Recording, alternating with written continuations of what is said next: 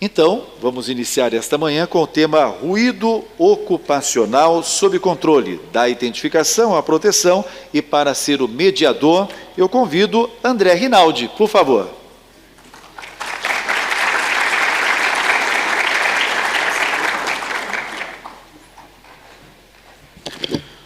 Bom dia, pessoal. Como o som é interessante, né? O ruído.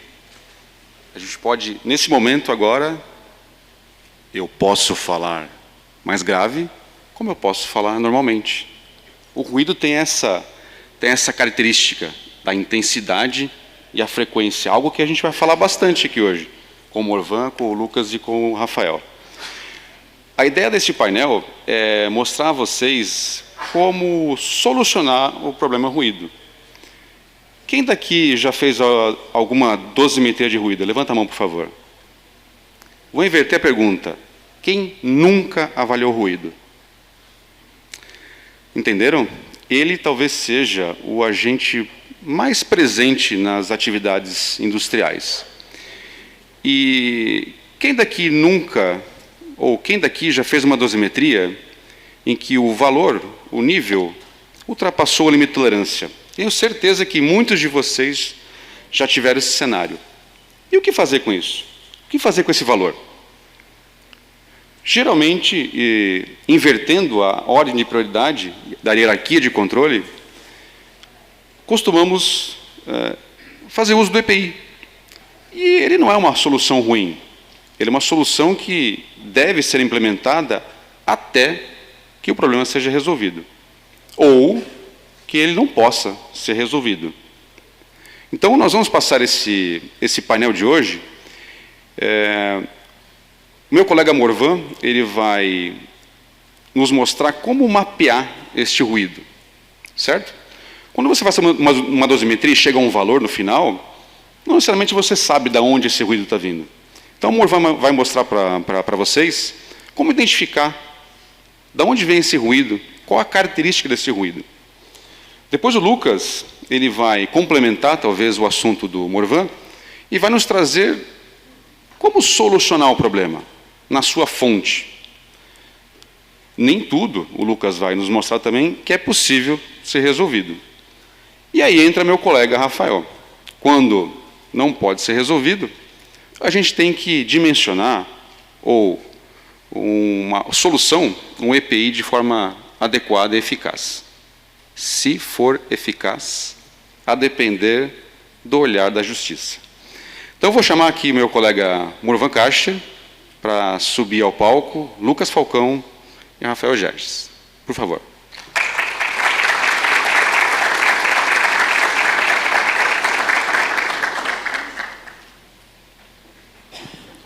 Bom dia, pessoal. Tudo bem? Sejam bem-vindos. Partindo da introdução que o André Rinaldi fez, né, vamos tentar falar um pouco, brevemente, pelo tempo que é escasso e o assunto é abrangente, né, falar sobre como identificar algumas fontes. Mas, antes disso, fazer uma contextualização que nos auxilia para cobrar ou orientar as empresas como fazer isso, né? Porque é muito habitual e a gente às vezes acaba desistindo de fazer ou ir atrás das hierarquias, porque, por experiência própria, eu acho que de muitos, é normal a gente ganhar um não, que não dá, mas nós, como profissionais, nós temos que orientar as empresas que tem que ser feito. Então, dentro da legislação, nós temos a antiga NR9, né, o nosso PPRA antigo, que já abordava esse tema. Atualmente a NR1 foi atualizada, então muitas coisas que estavam no antigo PPRA, NR9, estão na NR1. A NR9 atualizada também contempla esse tema. A NR12, talvez muitos higienistas não trabalhem com proteção de máquina, mas tem um item lá que também fala sobre a parte do ruído, que é interessante ter esse conhecimento.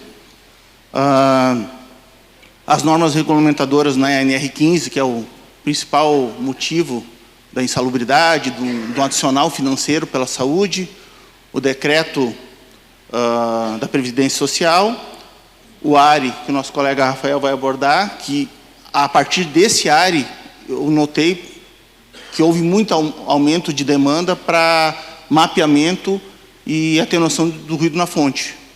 E também a parte da Receita Federal que está cobrando por isso, né? Então, dói no bolso. A antiga NR9, né, já falava de implantação de medidas coletivas, todo um sistema para orientar a empresa para fazer as melhorias. Como o André já comentou, o EPI inicialmente e de forma complementar quando necessário. Mas a gente sabe o que é o habitual. Chega na empresa, tem o ruído, EPI, e fica no EPI. Algumas empresas têm a grata surpresa do Ministério do Trabalho chegar lá e notificar as empresas. Por quê? Foi 1 ano, foi 2 anos, foi 3 anos, e é só dosimetria com acima de 85, seja 86, 87, 90 decibéis. E cadê as hierarquias? Só que a fiscalização é meio aleatória, né? Então, depende muito do auditor, né? Nem todos os auditores atuam na área de higiene ocupacional, tem várias frentes do Ministério do Trabalho, então, mas alguns têm essa percepção de tornar o ambiente da empresa mais saudável, né? Que é o princípio da higiene ocupacional, das normas de fazer a hierarquia de controle. Já se sabe, vou ser redundante, mas para quem talvez está começando na área, é importante relembrar, né? Nós temos a fonte, onde a gente tem que eliminar, substituir, fazer as devidas melhorias. Quando não é possível trabalhar na fonte, vai para a parte da trajetória, que depois o Lucas vai abordar. E, por fim, o Rafael falando do EPI, da necessidade de fazer toda uma gestão de EPI, do PCA, e mostrar que o EPI também é eficaz de fato, né? Então, a NR1, eu quis trazer os números, né? Porque tudo são itens, né? O item 1.4.1, cabe ao empregador implementar medidas de controle, ouvir os trabalhadores de acordo com a seguinte ordem de prioridade. Está ali. Eliminação, minimização, controle administrativo, organizacional e o EPI.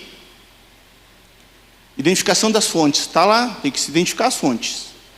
Que nem o André comentou. Normal, faz a dosimetria, só que a dosimetria, nem todo funcionário fica num lugar único, exposto ao ruído de uma única máquina. Muitos trabalhadores, eles circulam entre máquinas, o pessoal da manutenção nem se fala, cada dia é um valor totalmente diferente. Então, até para, dependendo, fazer um tratamento estatístico para o pessoal de manutenção, dependendo do dia de trabalho, vai dar valores bem aleatórios que não se enquadraria dentro de um tratamento estatístico. Mas os trabalhadores que normalmente têm um padrão de trabalho definido dentro de máquinas, dentro do setor produtivo, é mais fácil tu saber, ter noção das máquinas que ele circula. A parte também de agravos à saúde, né, decorrentes de perigos, então ter uma perda auditiva, critérios estabelecidos pela NR9, né, então tem o limite de tolerância e tem o nível de ação, que é metade da dose. Então, o que a NR9 atual fala? Considera-se nível de ação, o valor acima de qual deve ser implementado, ações de controle sistemático de forma a minimizar a probabilidade de que as exposições ocupacionais ultrapassem os limites de exposição. Então, a empresa não tem que agir só quando está em 85, que é o limite. Teoricamente, uma jornada de 8 horas, o nível de ação é metade da dose, e a gente entende como sendo 80 decibéis. Então, a partir de 80 decibéis, já se faz necessárias as melhorias. O que é a melhoria padrão? EPI. No momento que tem uma dosimetria de 83, 84 decibéis, também tem as incertezas, né? Na NHO, fala lá da região de incerteza. A NR1, NR15 não fala de incerteza de região, porque é muito próximo. Daqui a pouco tu está num dia tu está em 84, no outro dia tu pode estar com 86. E quantas amostras as pessoas fazem? Tem custo. Então, às vezes, faz uma amostra e se torna essa amostra a verdade absoluta para as pequenas e médias empresas, vamos dizer assim, que não tem um orçamento para ficar fazendo mais avaliações. Após a implementação de medidas de prevenção para avaliação dos riscos residuais, né, se faz necessariamente uma nova avaliação para ver se a implementação está dando certo, se foi feito alguma coisa errada, se ela se mantém ao longo do tempo eficaz, porque tudo na vida precisa de manutenção. Nós não vamos nos médicos, fazemos um check-up do nosso corpo, é uma manutenção. O carro não vai para a oficina trocar óleo, trocar pneu, é manutenção. Os sistemas de EPCs também precisam de manutenção. Quando identificadas as inadequações, insuficiência ou ineficácia, né, por falta de manutenção, das medidas de prevenção, na ocorrência de acidentes ou doenças relacionadas ao trabalho, que no nosso caso o ruído seria uma perda auditiva, tem que se fazer esse processo contínuo de revisão do PGR, ou antes, né? Muitas empresas adotam até 3 anos por sistema de gestão. Eu atendo uma empresa que, apesar de ela ter um sistema de gestão e poder fazer um monitoramento a cada 3 anos, eles adotam um padrão anual. Ou, a empresa tem muito envios de máquinas, recebimento de máquinas novas, né? Então, aconteceu isso, é uma empresa que tem porte e tem condições para ficar fazendo esse monitoramento. Muitas empresas talvez não façam, para saber qual é a realidade do funcionário em função da modificação de layout, que está previsto ali, né, quando houver uma mudança de processo. Itens 1551, medidas de prevenção. Reforça de novo, agravos à saúde do trabalhador, né, chance de perda auditiva, inviabilidade técnica e adoção de medidas de proteção coletiva. Inviabilidade técnica não é inviabilidade financeira. Em alguns casos, pode sim existir uma inviabilidade técnica em função do processo, de tu não ter como fazer uma melhoria. Mas não é porque tu está em 95 decibéis, tu vai fazer uma melhoria e vai para 87. Tu tem uma limitação técnica, mas não inviabilidade. Tu tem que fazer a melhoria porque de 85 indo para 87, apesar de tu ter que fazer toda a gestão de EPI ainda, tu reduz e muito uma probabilidade de perda auditiva. Porque se não tiver a gestão adequada dos EPIs, para caracterizar o nexo, talvez seja muito mais fácil com 95 do que com 87. E no caso de uma perda auditiva e um processo por isso, o valor poderia ser muito mais aplicado, melhor aplicado na parte de prevenção. E, como tudo, né, fazer o sistema de prevenção, fazer o treinamento, a informação ao usuário, ao trabalhador e principalmente a manutenção. A equipe de manutenção teve um caso, né, que eu participei com o Lucas, foi feito todo um trabalho de melhoria, nós vamos fazer a reavaliação, o pessoal tira a proteção acústica e não coloca de volta, não coloca da forma adequada, comprometendo todo o trabalho. Então, tem que ter engajamento da chefia, dos trabalhadores, entender que aquilo ali que está sendo feito tem que ser mantido da forma certa. Senão, vai tudo por água abaixo. NR12, né, muita gente não conhece ou não sabe, ela fala que além da proteção, que é, claro, super importante, a proteção dos membros superiores, inferiores, o risco de acidentes, até de morte, fala em riscos adicionais. Então, o que é um risco adicional? O ruído. Conversei com algumas pessoas informalmente, as empresas gastaram muito com a adequação de NR12, muito dinheiro, fazendo gaiolas, né, para não ter acesso à área de risco. Por que não se faz um pensamento um pouco mais amplo? Não, vamos trabalhar já o ruído, vamos fazer um enclausuramento de proteção com acústico. Daqui a pouco, agora com essa demanda do AIRE, as empresas já têm as gaiolas lá, eu falo gaiola porque quem conhece, muitas máquinas se tornam grades para não ter acesso de mão, dedos, enfim, e poderia já ter feito um trabalho acústico, de redução, gastaria menos, mas enfim, às vezes é aquilo, né? Atropelam, falta sentar, analisar, ler as normas, né? Que nem aqui é uma pincelada da NR12 que fala sobre o ruído. E lá no 12.10.2 fala, deve ser adotadas medidas de controle de riscos adicionais, físicos, né, entre os outros, pelas máquinas e equipamentos com prioridade à sua eliminação, redução ou liberação e redução da exposição ao trabalhador. Está tudo escrito lá, né, pessoal? Então, a justificativa técnica para botar num plano de ação e argumentar para a empresa tem. Por mais que, às vezes, a fiscalização não seja eficiente para nos dar uma força para exigir da empresa, tecnicamente, a gente tem que orientar a empresa. Teve alguns casos que a auditoria fiscalizou a empresa e gerou um auto de infração. E a empresa, né, por ser leiga, Ela contrata pessoal de higiene ocupacional, de segurança do trabalho, e a empresa falou assim, ó, tu não botou um plano de ação. Eu te contratei para me orientar, mas eu não tive orientação. Tu vai ter que pagar essa multa para mim. Não sei a que fim levou, se de fato foi pago, se foi feito judicialmente, mas ela tem razão. Tu contrata alguém, tu tem que saber que a pessoa vai te orientar. Agora, se tu vai fazer ou não, é outra coisa, né? A gente fala planejamento financeiro, né? Tu tem que prever alguma melhoria, tu tem que ter recursos. Para médias e grandes empresas é mais fácil do que pequenas empresas, né? Vamos ser realistas. Mas nada, não tem a mordomia de não ter que fazer. Tem que se estudar uma forma e, quando possível, também já estudar até na compra dos equipamentos, que hoje em dia muitos equipamentos já vêm com essa parte da NR12, equipamentos domésticos, né? Tu compra um aspirador de pó, tu sabe quantos dB ele está fazendo de ruído. Claro que não vai ficar usando aspirador de pó o dia todo. Talvez o pessoal da limpeza, mas nem eles ficam às 8 horas do dia. Os benefícios e as justificativas que dá para argumentar para as empresas. Parte de eliminação, redução, né, de perda auditivas em processos indenizatórios, que esse seria o que poderia gerar uma maior economia financeira num processo de perda auditiva. A insalubridade, aposentadoria especial, que está pegando pesado, o Rafa vai abordar depois, né? Então, no momento que faz um trabalho de redução para baixo de 85, tu tem um ganho. Mas se tu chegar abaixo de 78, 77, 80, eu digo, dentro da região de incerteza, é muito... está abaixo de 80, mas qualquer medição acima, tu entraria num nível de ação que entraria todo naquela sequência de melhoria contínua. E tu teria que fornecer EPI, fazer exame audiométrico. Os fones não gostam que eu falo, mas se ficar em 77, 76, tu não precisa mais gastar com exame audiométrico, não precisa gastar com EPI, mas tu tem que gastar com monitoramento do controle. Fazer a manutenção do controle do sistema de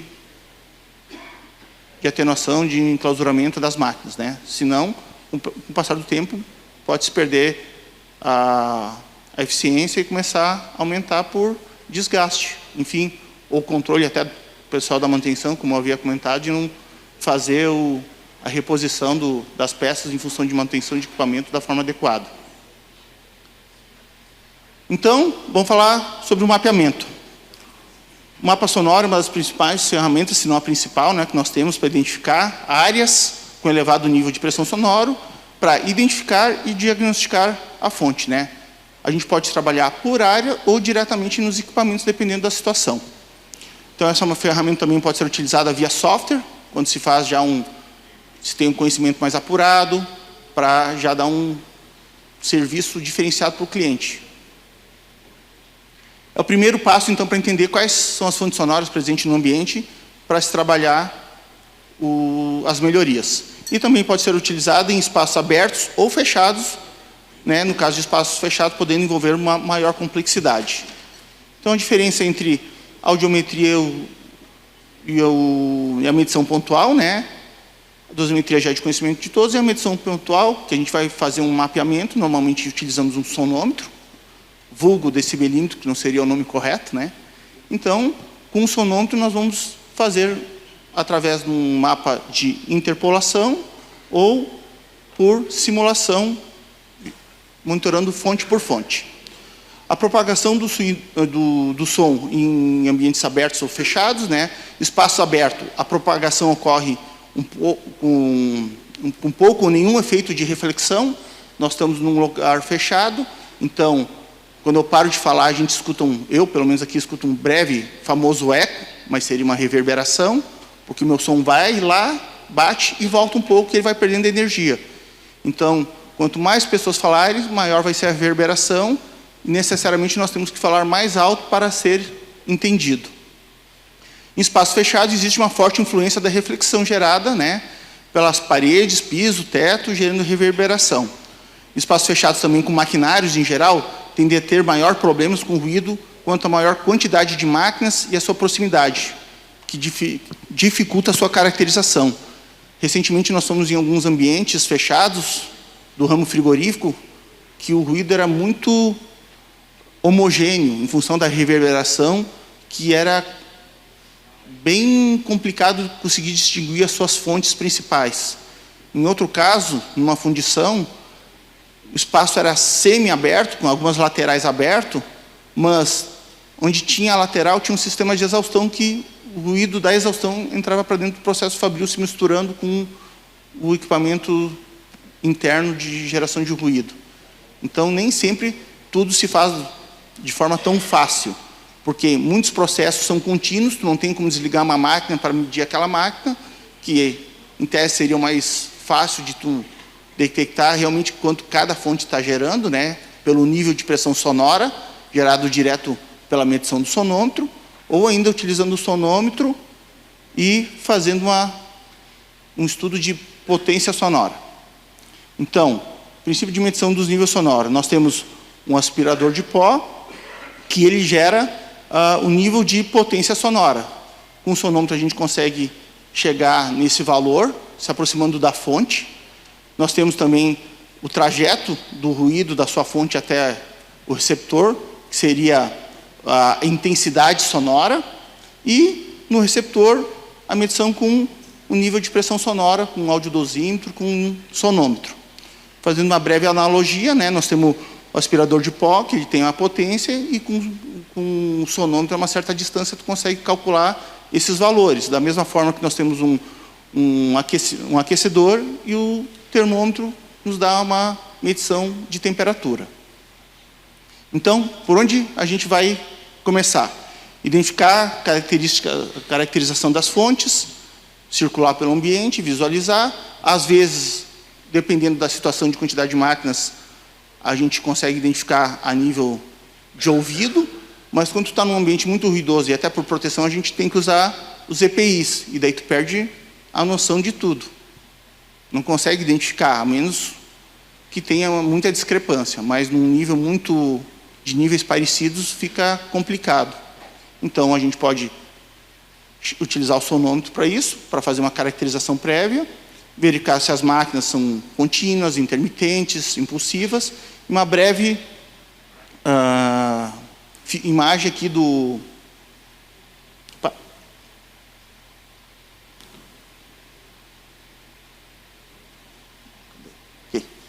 Essa imagem aqui está na parte de terminologia de acústica, né, que nos fala que nós temos a fonte A, B e C.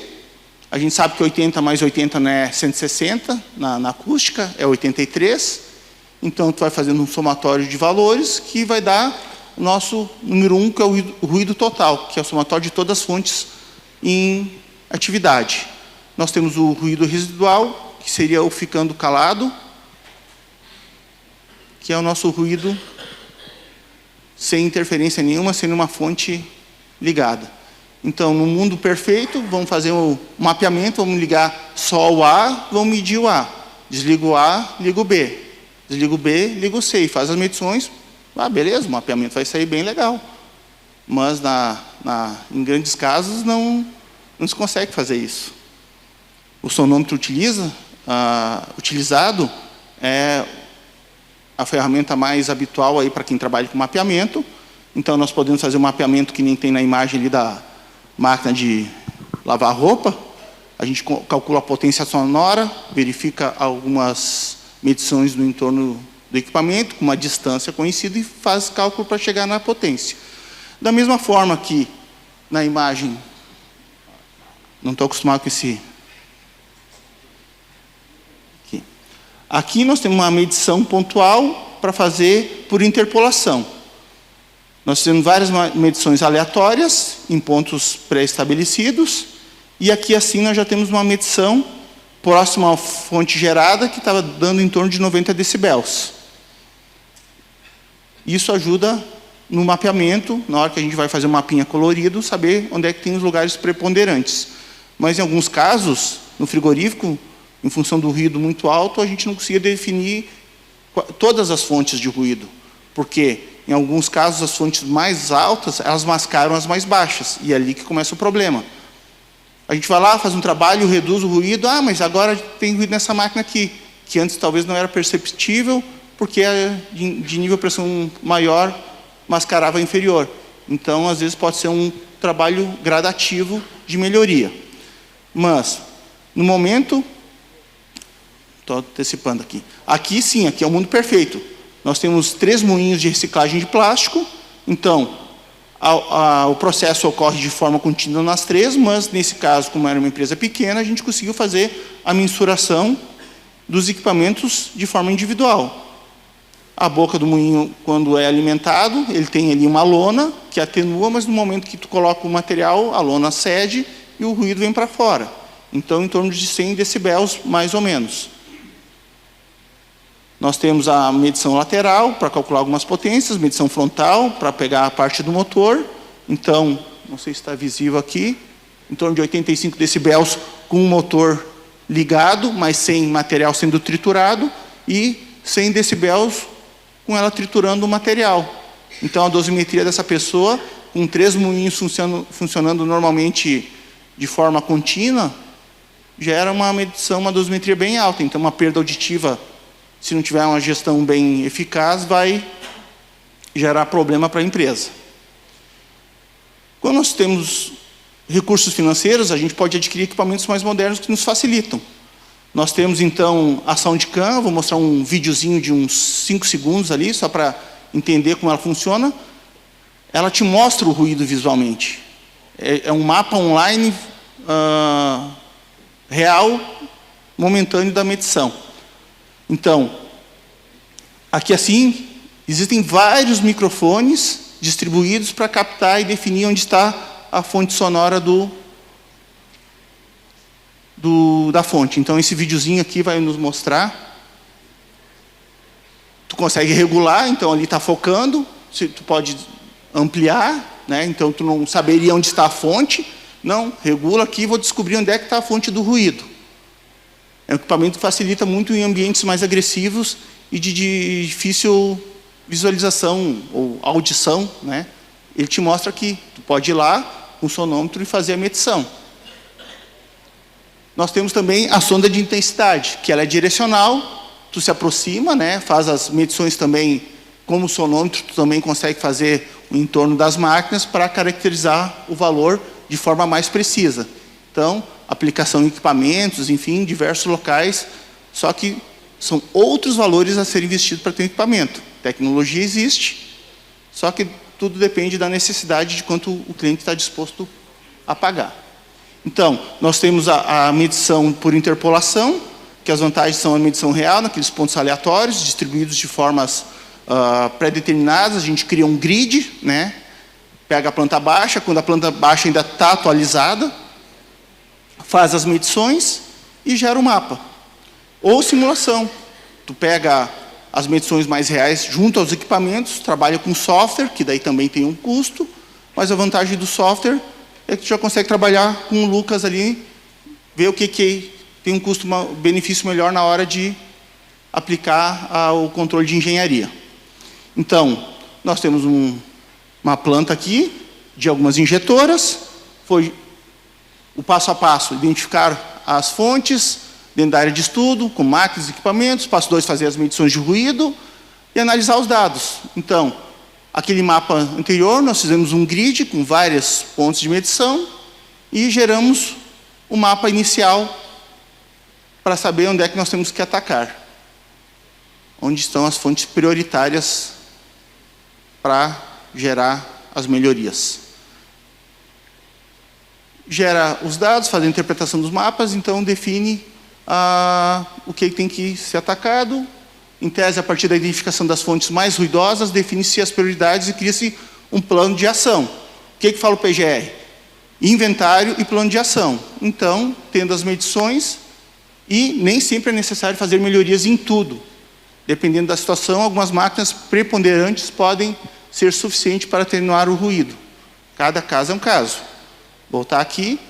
Aqui tem máquinas que estão 80 decibéis. Talvez tivesse mais um grid de 75 a 80, mostraria que estaria mais abaixo, que não entra naquela questão do nível de ação, né, que já está, não precisa usar o EPI, mas as fontes aqui estavam na faixa de 90 decibéis, 89, 88.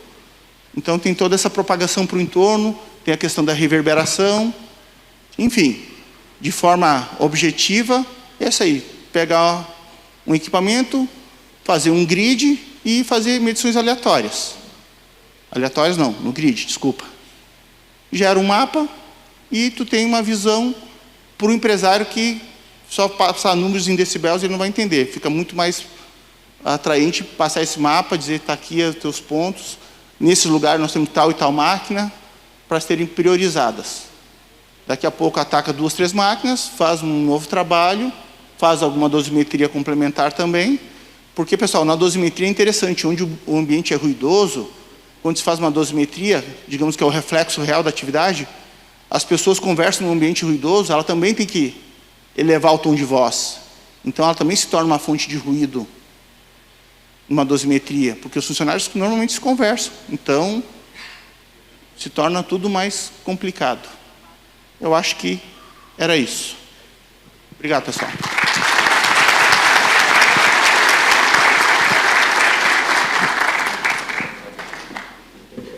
Bom, pessoal, a gente recebeu aqui um total de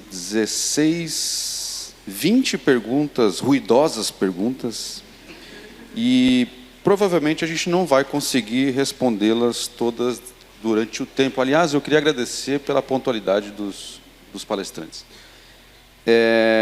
Eu vou tentar fazer um revezamento, porque alguns de vocês receberam um número maior, então eu vou tentar fazer um revezamento. Morvan, eu vou dirigir a você a primeira pergunta e eu vou tentar condensá-la, duas perguntas em uma só. A primeira é: qual a importância de um projeto acústico? Após a execução de um projeto acústico, como monitorar a eficácia ou saber quando é necessária alguma manutenção? Você respondeu alguma coisa já na apresentação, mas se você quiser complementar. E já aproveitando, uma pergunta interessante aqui, que eu até acho que eu vou me aproveitar dela. Onde eu faço um curso para fazer mapeamento acústico?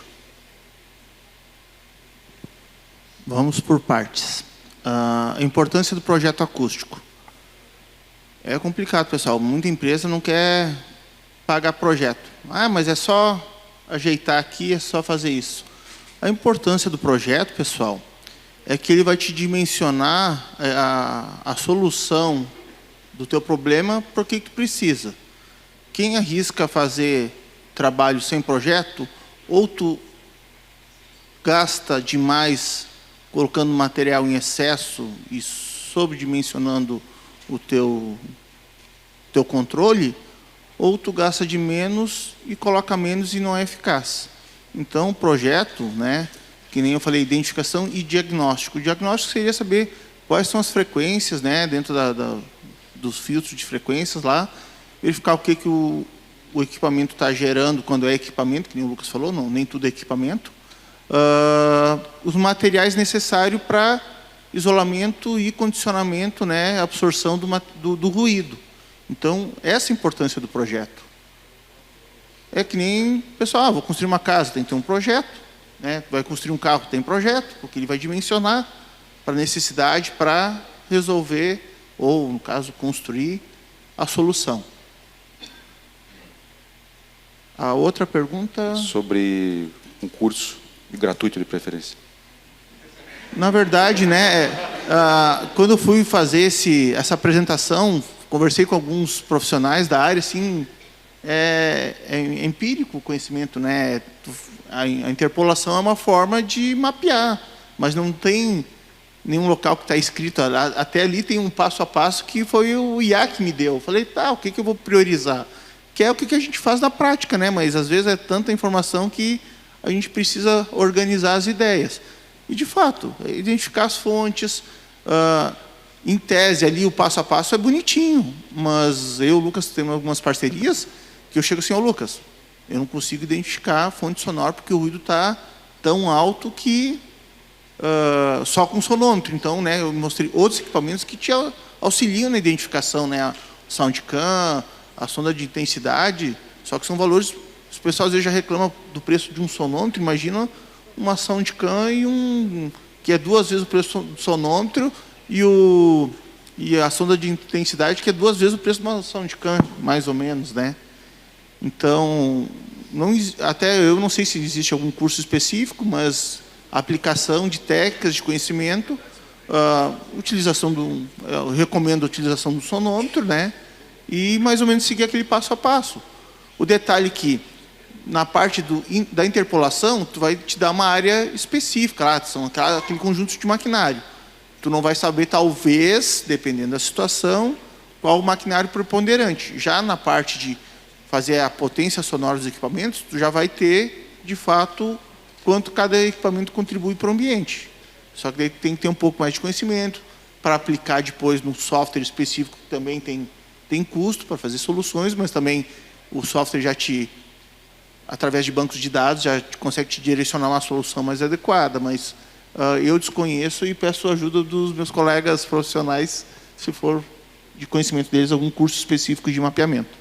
Morvan, será que a Sobrac, que é a sociedade que congrega esse tema, será que eles têm algum tipo de Eu curso? sou associado da Sobrac, mas nós não temos, e talvez seja até uma pauta para se levar para eles, para desenvolver, né, alguma coisa nesse sentido. Lucas, por favor. Hoje realmente não tem um curso que fale especificamente sobre mapeamento, tem até alguns profissionais que falam um pouco sobre isso, talvez trazem algum tipo de aprofundamento, mas projeto de atenuação de ruído em ambiente industrial eu realmente desconheço, mas existem iniciativas fora do Brasil também, né? Então, para quem tem interesse, a gente tem a ASA hoje, que tem algumas iniciativas educacionais. A gente tem outras iniciativas em outros países, a Europa tem algumas iniciativas educacionais também, que podem ser interessantes para quem quer saber um pouco mais. Mas a acústica realmente é uma área um pouco complicada assim, para você conseguir conhecimentos em cursos livres. Então, talvez a forma mais eficaz de obter esse tipo de conhecimento seja através da academia, né? Seja através de uma especialização, seja através de um mestrado, um doutorado, enfim. Para quem quiser entrar um pouco nessa área, acho que é mais válido do que tentar cursos livres de curta duração, porque acabam sendo um pouco mais superficiais, né? Eu acho que houve uma pergunta, um esclarecimento, se há um curso para realizar um mapeamento ou mapa de ruído específico. Não se sabe se existe um curso específico para isso. Essa é a resposta. Ok. Morvan, você entende, ou quando que o ruído ocupacional ele pode se tornar um problema ambiental, né? Porque às vezes a gente resolve uma coisa e piora outra, né? Como é que você vê esse tema? Isso é normal acontecer, né? O nosso limite ou nível de ação dentro da empresa é 80, limite 85. O menor limite para uma área de ruído ambiental, o maior limite seria 70 a nível diurno. Então, dependendo da proximidade entre empresa e residência, onde os planos diretores são bagunçados e se instala tudo uma coisa do lado da outra, muitas empresas têm muito problema com ruído ambiental. Eu resido em Caxias do Sul, na Serra Gaúcha, onde tem muita empresa metal mecânica, e onde normalmente tem metal mecânica, no caso lá tem muito bateção, muito som impulsivo, empresas trabalhando no período noturno e residências próximas. Então, é muito corriqueiro ter problema de indústria, né? Não só ambiental, até fazendo um pequeno gancho, a ergonomia, nós temos limites mais restritivos que ocupacional. Então, que nem o Lucas falou, algumas salas, escritórios administrativos estão próximos à área industrial e os ruídos também, às vezes, não são atendidos para a ergonomia, onde tu precisa de mais silêncio para ter uma área cognitiva, né, e conseguir trabalhar. Mas é corriqueiro ter problema de ruído ocupacional se tornando problema ambiental. Ontem mesmo, uma empresa me ligou, a Secretaria de Meio Ambiente veio aqui, eu vou botar o compressor para dentro da empresa. Antigamente, botava o compressor para fora da empresa. Agora, eu só fiquei quieto, né? Enfim, né? Eu vou visitar ele, vou conversar, de repente ele coloca para dentro, mas faz alguma atenuação, senão a gente vai potencializar o ruído interno, né? E só complementando ali o Lucas e o Rafa sobre software, muito cuidado, porque nós temos alguns softwares que fazem só trabalhos de propagação de ruído externo e outros trabalham o ruído interno. que nem o Lucas falou, tem a questão da reverberação, então cuidar muito se alguém for procurar por software, se ele faz os dois ou só um, né? É importante isso. Ok, senhores, obrigado pela palestra, acho que foi um excelente painel. Obrigado.